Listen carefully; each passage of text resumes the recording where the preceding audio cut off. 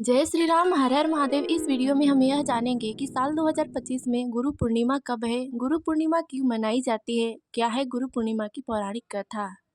तो आइए सबसे पहले हम यह जान लेते हैं कि साल 2025 में गुरु पूर्णिमा कब है। हिंदू पंचांग के अनुसार गुरु पूर्णिमा प्रतिवर्ष आषाढ़ महीने के पूर्णिमा तिथि को मनाई जाती है। साल 2025 में गुरु पूर्णिमा 10 जुलाई को मनाई जाएगी।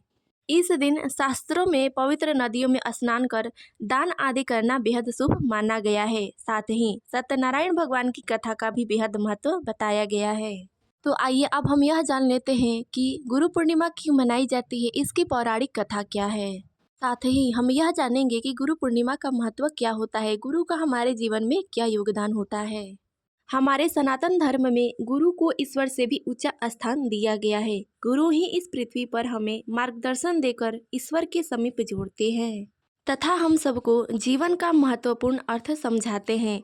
हमारे जीवन में सभी अंधकारों को दूर कर उजाला प्रदान करते हैं। गुरु शब्द में गु का अर्थ अंधकार या अज्ञान तथा रु का अर्थ ज्ञान या प्रकाश होता है, अर्थात अज्ञान को हटाकर ज्ञान की प्राप्ति कराना।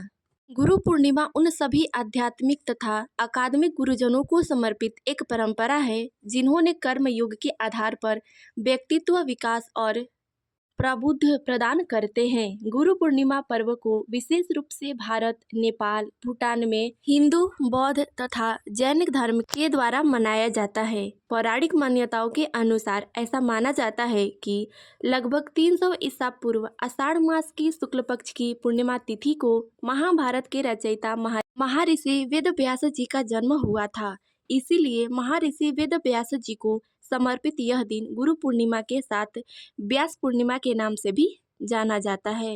शास्त्रों के अनुसार इसी दिन वेद व्यास जी ने चारों वेदों की रचना की थी। यह भी कथा आती है कि भगवान शिव ने भी इसी दिन सप्तऋषियों को योग सिखाना शुरू किया था। नेपाल में गुरु पूर्णिमा को शिक्षक दिवस के रूप में तथा बौद्ध धर्म के लोग भगवान बुद्ध को समर्पित कर गुरु पूर्णिमा मनाते हैं, क्योंकि इसी दिन भगवान बुद्ध ने उत्तर प्रदेश के सारनाथ में सर्वप्रथम उपदेश दिया था। मान्यताओं के अनुसार बौद्ध धर्म की शुरुआत तभी से हुई थी। भारत ही नहीं अपितु पूरे विश्व में हम सभी के जीवन में गुरुओं की अहम भूमिका रही है, चाहे प्राचीन काल की सभ्यता हो या आधुनिक काल की सभ्यता हो।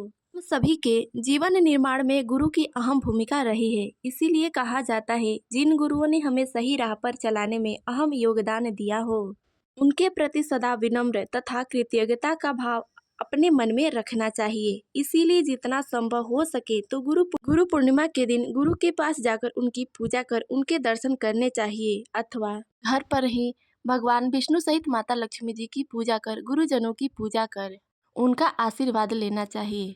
तो यह थी गुरु पूर्णिमा से संबंधित कुछ पौराणिक कथा। इस वीडियो में बस इतना ही। मिलते अगले वीडियो में, तब तक ले जय श्री राम, हर हर महादेव।